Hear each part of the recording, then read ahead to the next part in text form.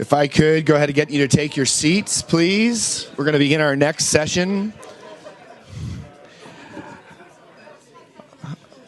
All right. My name's J.R. Kerr. I'm the CEO of Handshake Partners. We're the group that kind of helps stand up Goal 17. Goal 17 is an organization that essentially was brought together to celebrate unique alliances, partnerships that work to fix big problems. The Council for Inclusive Capitalism is just that, an amazing alliance really focused on bringing the private sector, governmental organizations together with faith-based institutions, something that I think there's too rare of these days. So with that, I'd like to introduce Lynn Forrester de Rothschild, who is the founding and managing partner and is going to moderate our first panel. Oh, thank you. Thank you, everyone, for being here. Thank you to you, JR, for organizing this. And this is, first of all, I should introduce everyone on the panel. They probably need no introduction, but Rich Lesser is with us, the chair of BCG now. Sharon Burrow, the executive director, is that how your title? Executive? General Secretary, those international institutions of the International Labor Organization with 200 million members. And of course, truly needing no introduction is His Eminence, Cardinal Peter Turkson. I am simply the moderator today because it's really been my honor to be involved in the creation of the Council for Inclusive Capitalism. And all I will say about that is because there are so many experts in this room who have spent so much time on making business a force for inclusion and sustainability. But our idea for the council was to bring together chief executive officers of companies from all different sizes, but with the twist of not only the market imperative for inclusion and sustainability, but also the moral imperative. And we're very honored that our goal of creating a moral base, or our aspiration, I should say, was ministered to by His Holiness Pope Francis and His Eminence Cardinal Turkson. And in the Laudato Si, when Pope Francis spoke about heeding the cry of the earth and the cry of the poor, that was a very motivating objective for the council. And in one of our meetings at the council, and I won't say more than this, but it was Cardinal Turkson who spoke with us about the need for concrete action to address not only the climate, but also the people who are affected by that energy transition, i.e. the just transition. So with that, Cardinal Turkson, I would love to turn the microphone, or hand the microphone. There it is. I think they're all on. To you. I think it's on.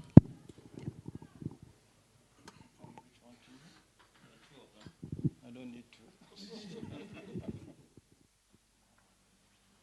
So good afternoon, and thank you, Lynn, for your kind words of introduction.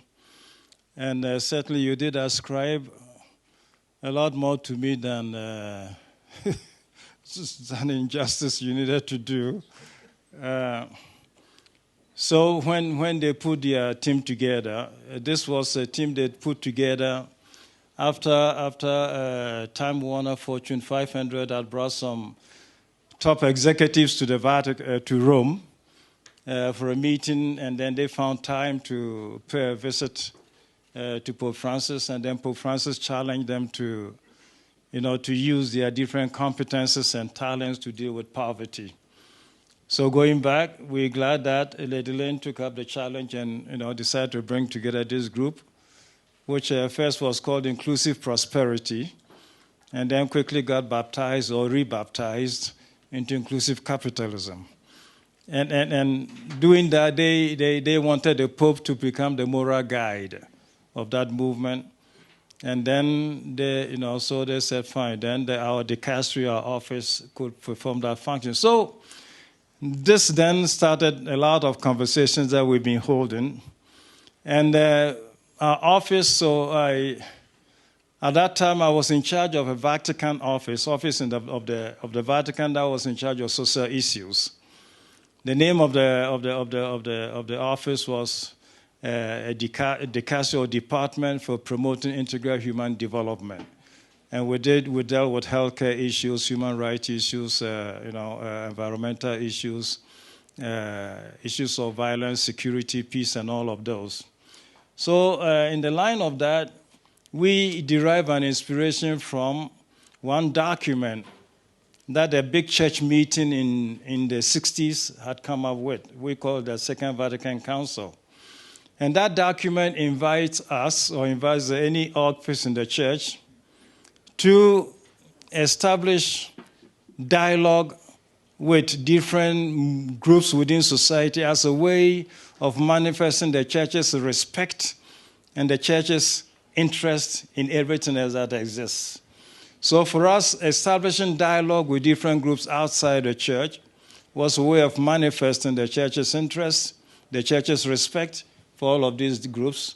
And in the light of that, we've had dialogues with mining companies, CEO of oil and gas companies, and so also the accompaniment that we now provide for the group of Inclusive Capitalism. So with the mining companies also, the issue of transition, which is a conversation that we've held with the CEO of mining, oil and gas companies, as well as mining companies, involved not simply a consideration of the issue from the part of shareholders or business, but since business is always business, not only from the point of view of shareholders, but also stakeholders, ours was to encourage whatever the challenges of transition involves, also to pay attention to the stakeholders. And on account of that, the concept of just transition came up, and we're not the only ones talking that language. ILO is talking that language, and several other institutions in the world are beginning to talk that language and inviting people to consider not only transition, so that means lowering the care for carbon, the carbon we throw in the atmosphere and all of that to healthier conditions, and in doing this to consider the impact of it on the communities whose lives depend on this. So that's what it's been. And so inclusive capitalism is develop a framework to help the different CEOs and business groups that are part of their group. And from those frameworks, they've even developed pillars, right, of your activity, 4 crucial pillars, each one containing 5 actions. And that is meant to direct and to guide them all. So they've done that. We also recognize that Bank of America has also done something similar, inviting to environmental action and at the same time inclusive development. Now, when we put all of that together, I leave the experts to talk about this from their vantage point of view. I'm only a poor churchman, a clergyman, so I'll talk about this also from my point of view. So when, for example, the Bank of America and so the Inclusive Capitalism talk about this, looking for business solutions as well as inclusive development, that reminds us of a document that Pope Francis did in 2015 to accompany the launching of the SDGs in New York. He happened to be visiting New York, and during that moment, this document was first produced, and then the SDGs formed. And in that, 2 appeals were made, which Lady Lynn is just referred to. Listen to the cry of the earth and the cry of the poor. That sounds like what Bank of America would present as industrial development, and then also inclusive development, inclusive growth. We listen to the cry of the earth and we listen to the cry of the poor. Listen to the cry of the earth, that makes us want to pay attention to what is happening to the earth, our common home, and then the cry of the poor, the stakeholders, and those whose lives depend on it.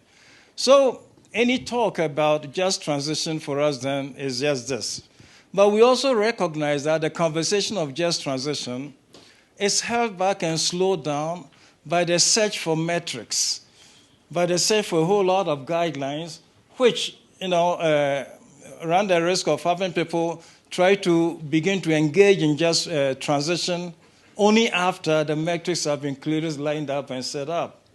We find that a little bit delaying and installing the process of transition, and therefore wish to appeal and recall and remind people of the urgency of this transition.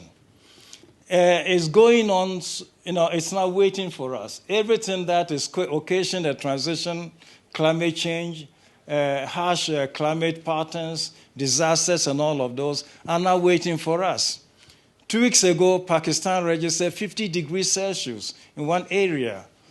We've then seen subsequently the floods in the eastern side of India, followed by that even in Sydney, Australia. And so the phenomena that characterize and describe the climate challenge is with us. And the Secretary General of the United Nations recently says, till when is humanity going to begin to sit up and respond to the need for a transition? Therefore, this afternoon, in recalling all of this as a kind of premise, I'd just like to make an appeal or just invoke. There is something that industry can do, but there's also something that each one of us can do. And the each one of us is probably the appeal that we need to remind people of, because at the end of the day, businesses are run by individuals. And when individuals are affected by the need for a transition, it makes it easier also for business to adopt policies which favor transitions. Therefore, the appeal that we make from our point of view, from Lauda to CNO, is that all of us begin to feel with Mother Earth. And when we begin to feel with Mother Earth, we're now talking about sentiments of compassion. And when it is talking about sentiments of compassion, the reference to a cry of the earth and cry of the poor invites us to recognize that who among us, with a baby or a child who, when it begins to cry, you will not leave everything to see why the baby is crying. So if there's really a cry of the earth and a cry of the poor, why do we not give it all the urgency that it requires? Almost the same way that we would leave everything and attend to a baby or a child crying to find out why they're crying and not try to relieve it of it, whatever. So it is this same sense of urgency that we want to evoke, that we want to encourage all people, everybody to begin to feel with the earth the pain and the suffering that is feeling. It's not something that is outside and extrinsic to us. It's something that we're integral part of. Our bodies, after all, are made up of material from the earth, and our lives are sustained by material from the earth. So it's just the thing to do to be able to feel with the earth and respond to its need in a way that would forestall and safeguard its continuity and its continued existence. So our appeal for transition is based on that. And the just, when we need to talk with industry, we add the just. But otherwise, we prefer simply to talk about transition and talk about ecological conversion. This is the expression we like to use without talking about transition. If you look at any church documents that have come out, we don't use transition, we talk about conversion. And conversion invites to a change of heart of every one of us. Change of heart, change of attitude, change of lifestyle, change of behavior. So everything that has to do with our relationship to the earth. So let's use the word transition or conversion, but the urgency is on, that we listen to the cry of the earth and the cry of the poor for our own sake. Not for the sake of any other thing, but for our own sake, that our lives over here become sustained and sustainable. I think I've gone beyond 2 minutes.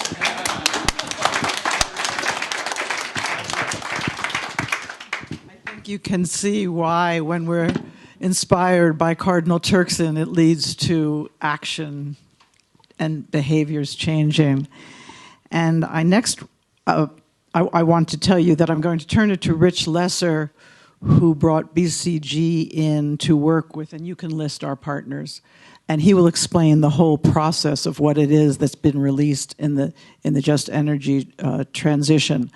But I first want to turn the microphone over to Sharon Burrow, because it's one thing to have investors and companies and asset owners in the room, but we've got to have our ear to the ground on where workers are in this world, because they are the critical ingredient to all of our success, our business success and our societal success.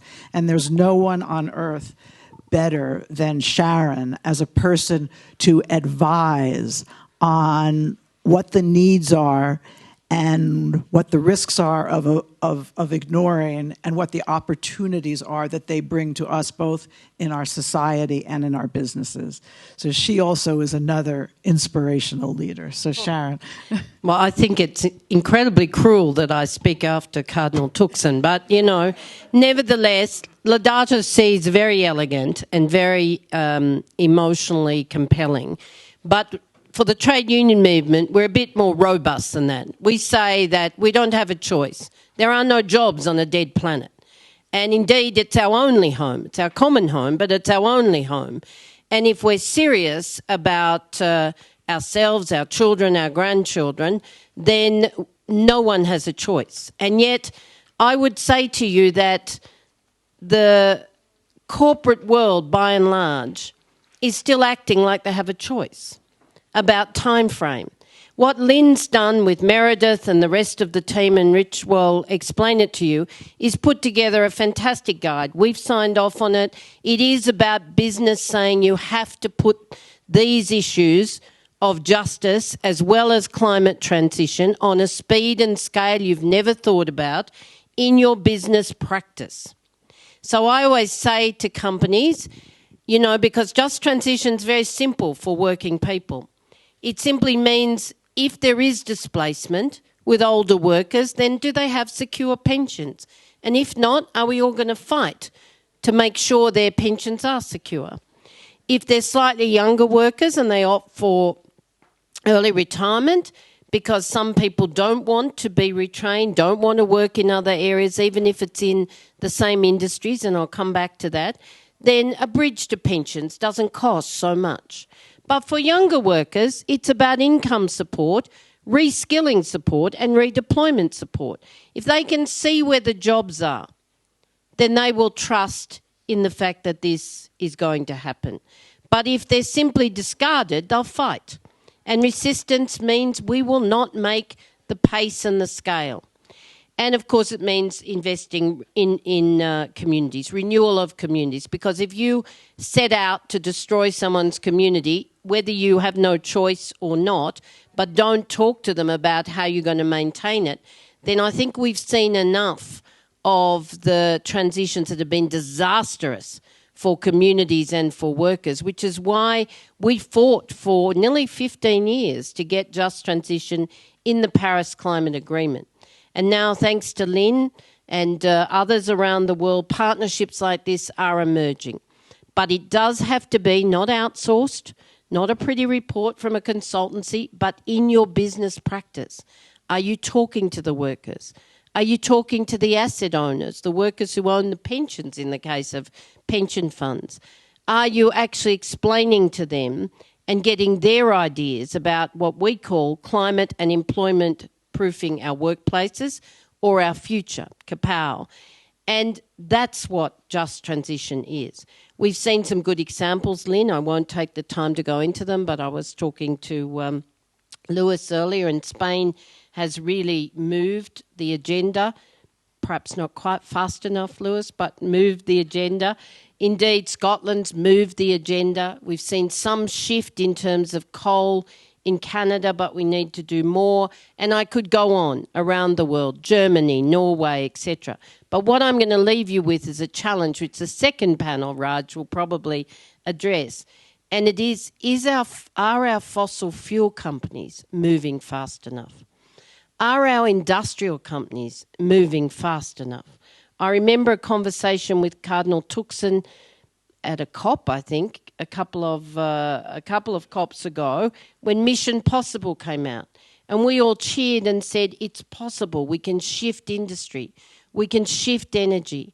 because the industries of tomorrow are the industries of today. There'll be new sorts of jobs, but you will have energy, agriculture, transport, services, manufacturing, pick an industry.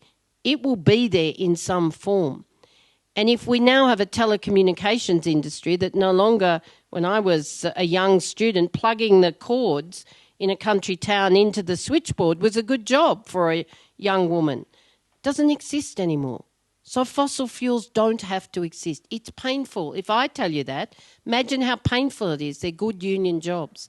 But if we get it right and we work together and we create good jobs in other technologies in the same industry, but we are running out of time. So speed, commitment, ambition, we have to get it right. And it will take all of us, but engaged in the planning that makes it transparent so people can trust.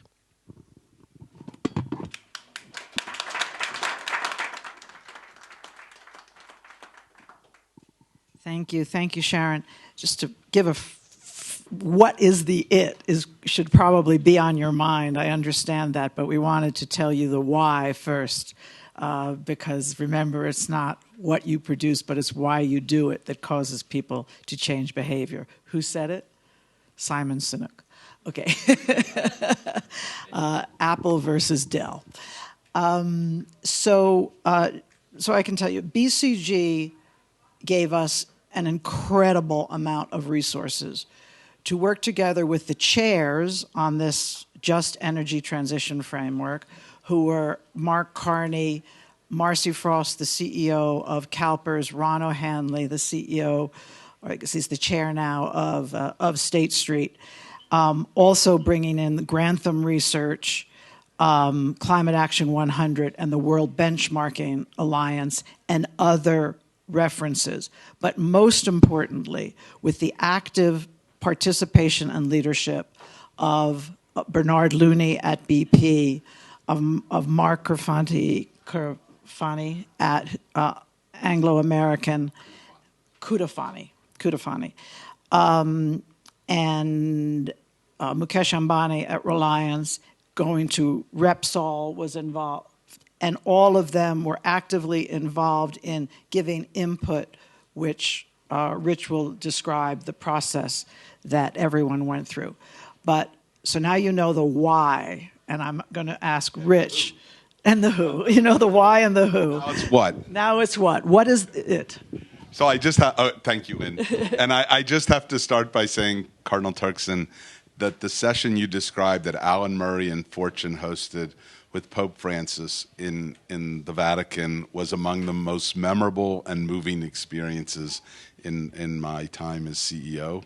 I think it had an impact on maybe 100 CEOs in the room. Lynn, obviously, you took it to a whole nother level in terms of mobilizing the Council for Inclusive Capitalism and trying to get people going and realizing that it had to be multi-stakeholder from the start, so having people like Sharon involved. And it was a privilege for us, not as the only example, but as one example of trying to bring it to life, to be involved in trying to create this just energy transition framework with just an outstanding group of people involved that you just listed. That's like a privilege to get to work with on anything, let alone something as important as this.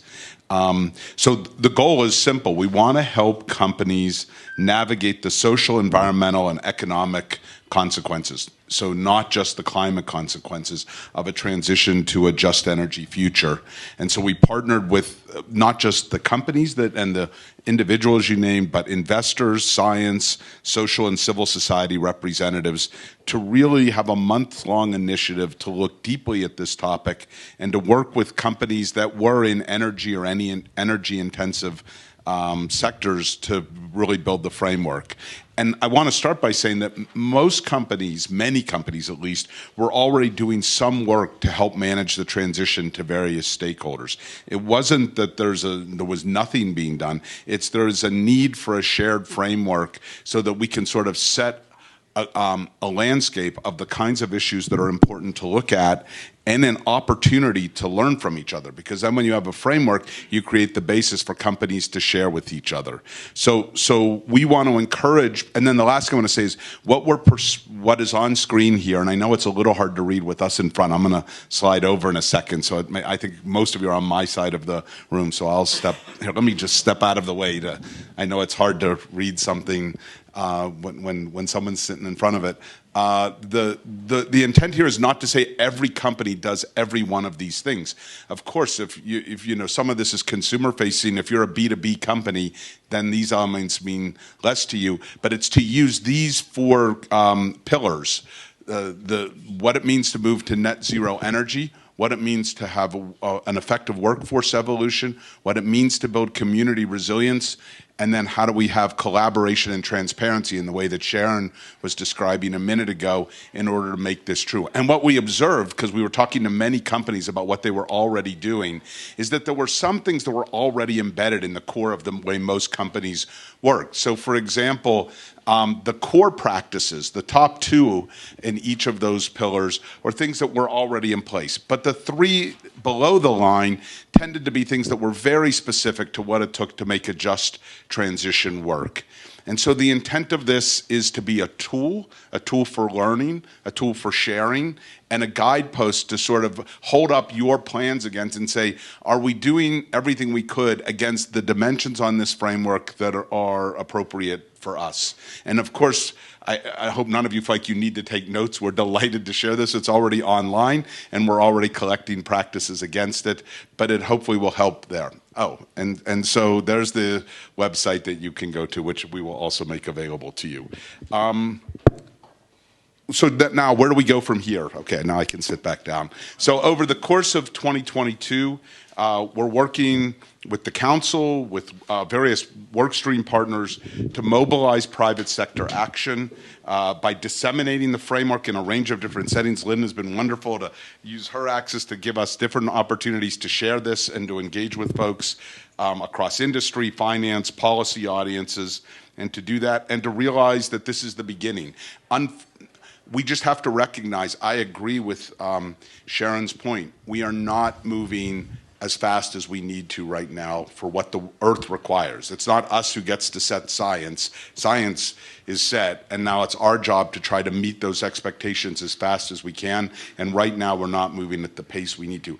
As that pace picks up, there will be more and more places around the world where we need to make massive transitions in infrastructure in the economy and in various ways that will affect the workers and the communities greatly. And therefore, we're all going to be on a rapid learning curve. And we hope through this process that learning can be more effective, faster, and more just to bring people along that journey and to recognize that while protecting the earth is first, caring for people, as Cardinal Turkson so eloquently said, has got to be hand in hand as a part of that journey. So Lynn, back to you.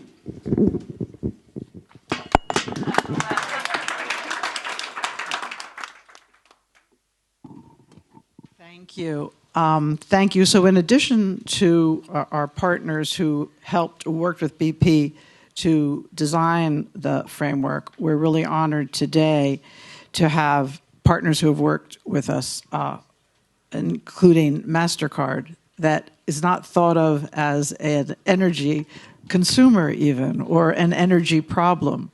But to their great credit, under Mike Foreman, they have committed to inclusivity, but also through a just transition.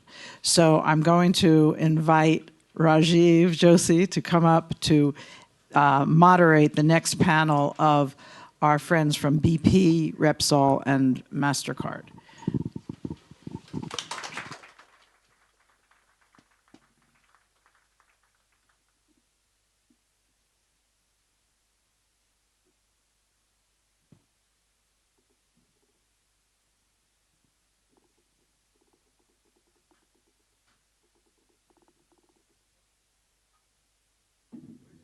Good afternoon, everyone, and thank you to our previous panelists, many of whom are still here because we will be having some brief audience Q&A, depending on how we get through this next round.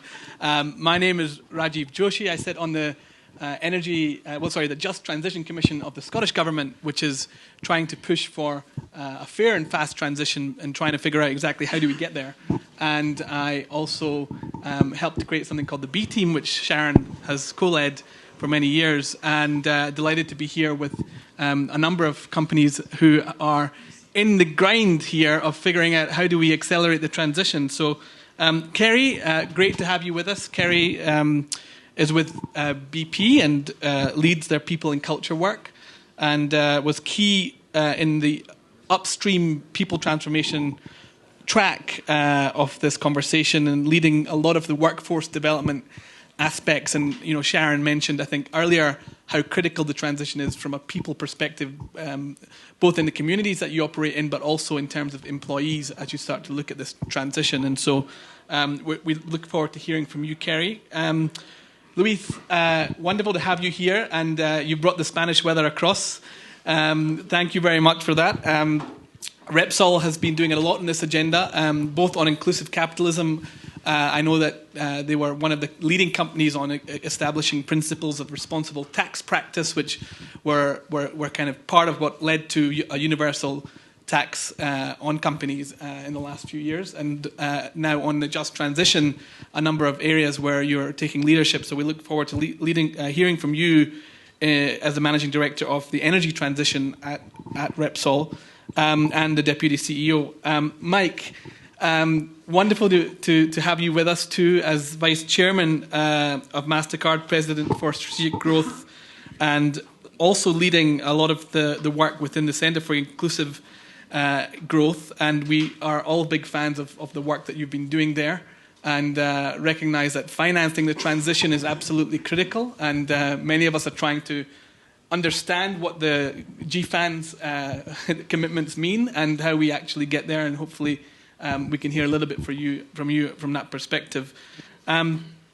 Moving straight into the conversation, we've heard a little bit about the why. We've heard about the fact that we need to move from a system that was predominantly based on extraction and has been based on extraction for a long period of time to a system that is much more regenerative, inspired more by nature in its model. We've also heard about the moral commitment that we have, and that people need faith, but markets also need confidence, and there's a connection between those two things. And we also recognize that this transition is both a challenge but also an opportunity, that there's a $12 trillion economic opportunity. If you look at the Sustainable Development Goals and the work of the Commission on Business and the SDGs, which Sharon and others have been a part of, that there's 130 million new jobs that could be created in the new energy transition, according to the new climate economy. So we have reasons to be hopeful, but we also have a significant challenge ahead of us. And so I'd love to turn to you first, Kerry, to just share a little bit about how BP has developed its Just Energy Transition Framework. Provide us with some case studies. I know that you've been doing some work specifically in Teesside in the UK, and we'd love to hear a little bit more from you. Brilliant. Thanks, Raj, and thanks to Lynn and the Council for enabling BP and Bernard, our CEO, to be a part of building this really critical framework. We've been doing quite a lot of work at BP, and I'd love to share some of that with you. And this is a subject that's very close to my heart, actually, because I grew up in a household with a father who worked in an industry that shut down. He was working in a dockyard and had to go through his own career transition. So I have seen firsthand and felt firsthand what it's like when there isn't local support on the ground for making those types of transitions for industries. And so that's why it means a lot to me to be here as well and to be contributing to this. But at BP, we have for many years focused on the communities in which we operate. And we've actually spent time, for example, in Tangguh in Indonesia. I visited fairly recently and saw the work firsthand that we've done to help educate individuals there, to build a nationalised workforce, to focus on health. And essentially, that's something that we try to do everywhere that we go. And as we built our new ambition, our new purpose under Bernard's new leadership a couple of years ago, accelerating that transition and bringing all of this together, I think, helps us build a strong foundation for the future. But what does that really mean for us in practice? Well, Raj, you talked about Teesside, and you may know that Teesside was once the heart of the UK steel industry. It's actually home to 5% of the UK's emissions, and it's also home to 5 of the biggest emitters in our country. And so that is an industry and a community that ultimately will struggle to decarbonise or to sustain itself if we aren't able to decarbonise. And so the work we've been doing at BP is really been to help create a vision and help a vision which is to create the world's first decarbonised industrial cluster by 2030. And so what have we been doing? Well, we've been working with our partners essentially to build a gas-fired power station, which will be the first in the UK to capture its emissions rather than release them into the atmosphere. We're also working on how we might build the right infrastructure to transport and store those emissions, as well as also building the foundation for a hydrogen-based industry. So that's the kind of what we're doing in Teesside, and that's our intention to work through those partnerships to transition that industry. But what does it mean, of course, as well for people, for jobs, for that community? And we talked about the need to create new jobs. It's also about sustaining some of the jobs that we already have in our country. That initiative, we believe, will create 4,000 to 5,000 jobs as we are building those new industries. And once it's operational, we think around another 1,600 jobs. And over the course of time, we expect to see over 5 billion in GVA added to the economy in Teesside. So there's a huge amount for us to focus on, a huge amount at stake here, and 16,000 jobs in that wider economy that actually would be hard to sustain if we don't decarbonise those industries. So there's a huge amount at stake. But what are we doing from the transition standpoint and the framework as part of that work? Well, as you think about workforce evolution, we're partnering with a number of educational establishments. So the Clean Energy Educational Hub is just one of them that we've recently signed an MOU with. And that's all about how do we create the right skills and how do we also close skill gaps that we need for the future.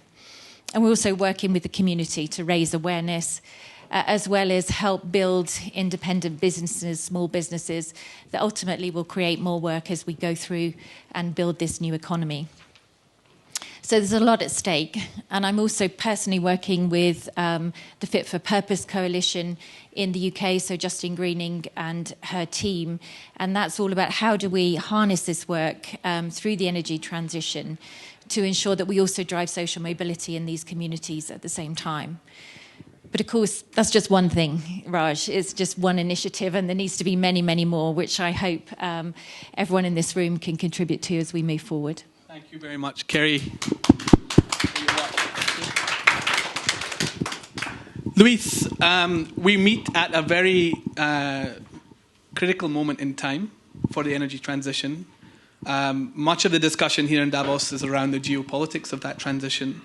And as we think about a just transition being both fair and fast, we're thinking about it both in terms of many, many millions of people who don't yet have access to energy and how to ensure that that access is achieved, and that's achieved fairly and fast. And at the same time, we're thinking about how do we transition existing energy systems given the urgency we have to have global emissions by 2030. As an activist, as an economist, as a scientist, I hear many who are very concerned about whether or not we can actually hit many of the targets that companies have made. Catherine McKenna, who's with me at Columbia University at the Climate School, is now leading this high-level experts group to make sure that the commitments that companies are making to net zero are credible, that they are verified, and there's a lot to do. Can you share a little bit from your experience at Repsol as one of the companies that's pushing hard on this agenda, on a little bit of how you're trying to get there, and share a little bit about how you're getting to net zero in a way that is fair and fast? Okay, thank you very much, Rajiv. And yeah, I'm very proud to hear that some people believe that we are moving fast. Sharon was a little bit challenging with us, say maybe not fast enough, but we appreciate also that comments. Because at the end of the day, I believe that this forum and this council and this energy transition and just transition forum is tackling the problem in the right way.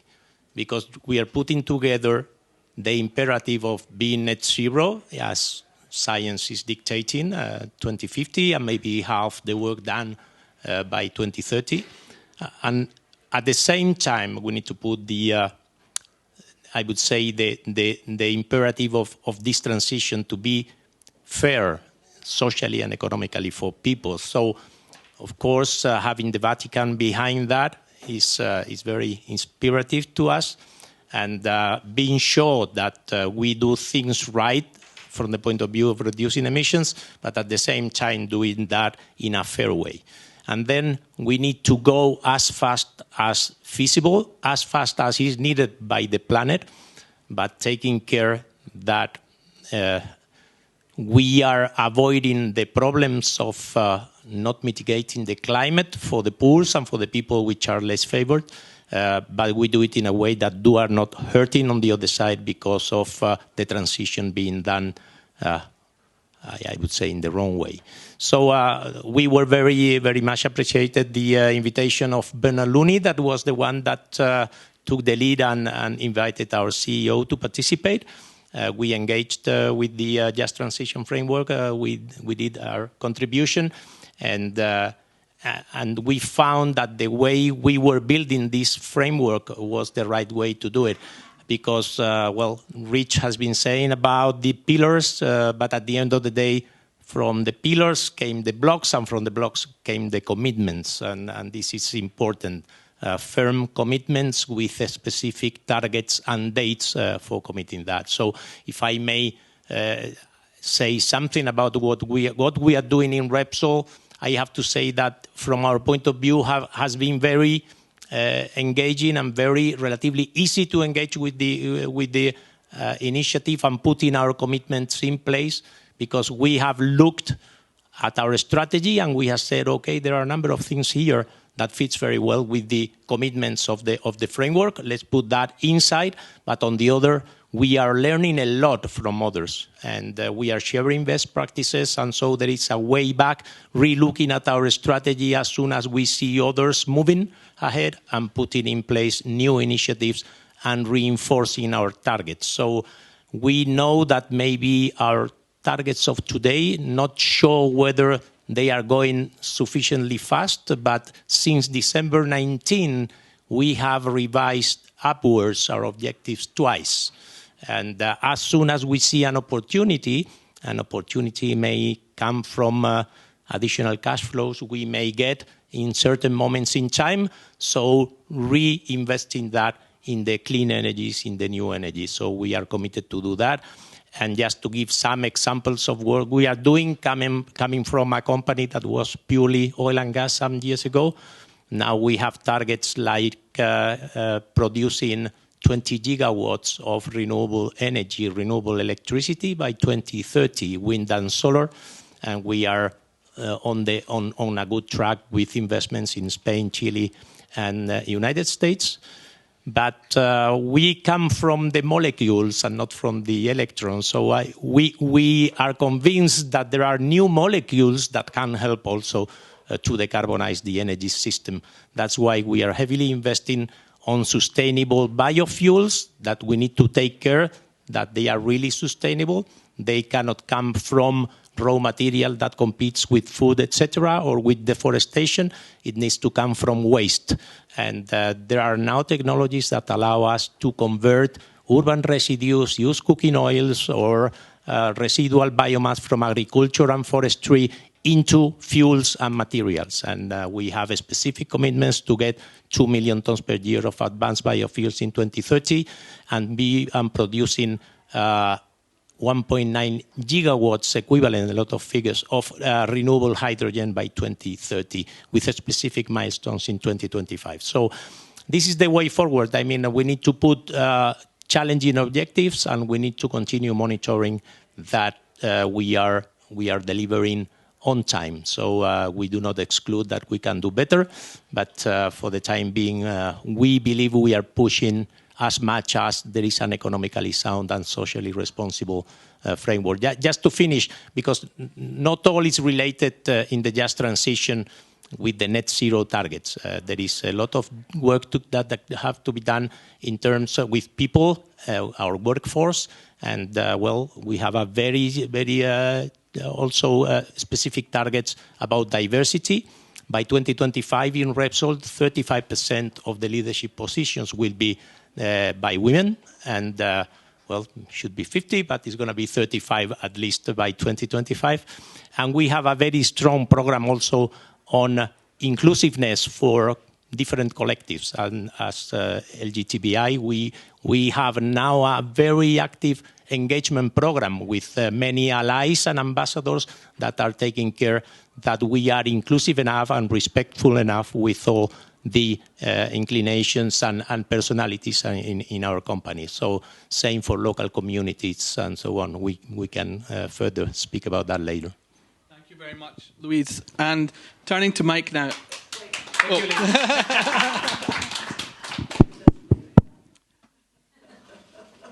We need more clapping in the audience.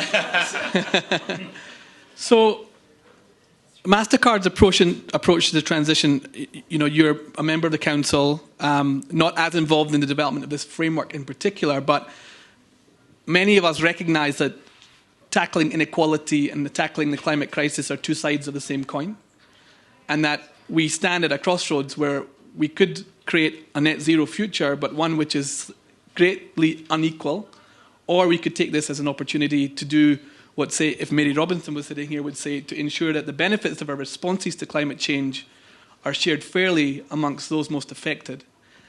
As someone that is dedicated, and the commitment of MasterCard to financial inclusion and ensuring a fair sharing of benefits in the economy, not just amongst big companies, but also looking at small companies and those in the value chain of many of the large companies who we need to move, particularly as non-state actors, have to make a significant contribution if we're going to stay below 2 degrees. So let's hope for 1.5, but right now the NDCs are looking at a kind of 1.8 scenario at best, and so we do need these companies to really transition. As you look at that and a MasterCard perspective, can you share a little bit, Mike, from what you're doing in terms of ensuring that the wealth, as it develops and as it's shared, is being shared fairly amongst those companies that you work with? Well, thank you. And this reminds me of that children's game, one of these is not like the others. I'm not from a fossil fuel company. We actually don't have that big of a carbon footprint. Our supply chain is relatively modest compared to a lot of manufacturing companies. And so it reminds me of that Admiral Stockdale quote, you know, who am I? What the hell am I doing here? So let me try and reply. First of all, we've been delighted to work with Lynn and the council on inclusive capitalism. And we came to it initially really from the perspective of financial inclusion and our view that it's very important to be part of the digital economy as the digital economy takes a bigger and bigger role in our overall economy in order to have that path towards prosperity, to share in the benefits of the digital economy. And we set out a goal of bringing 1 billion individuals and 50 million micro and small businesses and 25 million women-run businesses into the digital economy. And we're well on our way towards meeting that goal. By 2025, we're well on our way. We're actually ahead of schedule. And very importantly, to Sharon's point, it is part of our core business strategy. It's not something we do on the side as CSR or ESG per se. It is part of our core business strategy. And that then led us to, well, what do we do when it comes to climate change? We've committed to net zero by 2040, including Scope 3. We have science-based targets. We're well ahead of them in terms of reducing our Scope 1 and 2 emissions. We're engaged with our supply chain. But our view was that's not enough. We're not going to move the needle on climate change by just taking care of our own business. And so we looked at what our assets were as a company. And who are we? We are a network, fundamentally. 3 billion cardholders, 95,000 merchants, 25,000 banks. are in our network. So we touch a lot of people, a lot of institutions everywhere. What can we do with our network? And that led us to focus on what we're calling conscious consumerism. And what could we do through our network to help consumers make decisions about what they buy and being conscious of the impact on the environment. We viewed it as sort of behavioral economics. I think Cardinal Turkson we maybe view ourselves as helping hear the cry of the earth now. Maybe that'll be our new catchphrase. Absolutely. But the idea is the same, which is to be able to see as you're spending money what carbon footprint you're creating, and then to be able to take action to offset that carbon footprint through at least initially nature-based solutions. And it's addressing an issue where I think you've all probably seen surveys of consumers who say we care deeply about the environment, we care deeply about buying goods from companies or from brands that share our values. We want the companies that we work with to share our values. It's great, and there's been a great increase in that sentiment. There's also been a pretty big gap between expressed intention and action. So consumers say that, but they don't actually do it. And we've tried to take that on to say, what is the reason why consumers aren't necessarily acting as consistently as they might with their intentions, stated intentions? And the view is try and make it as easy as possible for them.